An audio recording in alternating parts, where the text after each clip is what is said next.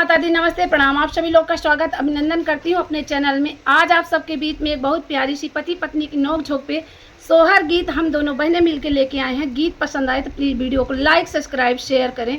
जय माता दी। अरे अरे काली जामुनिया तू फरी के झापसी जा, तू फरी के झापसी जा, तू जामुन तोरे फरे पिया मोरे आई है, नजरे भरी देखब, नजरे भरी देखब ओ जामुन तोरे फरे पिया मोरे आई है, नजरे भरी देखब, नजरे भरी देखब हो।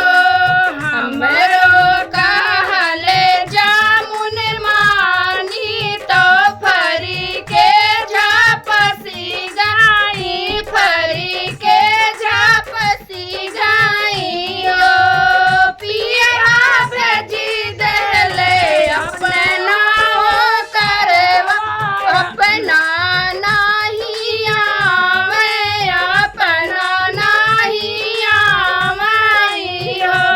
अरे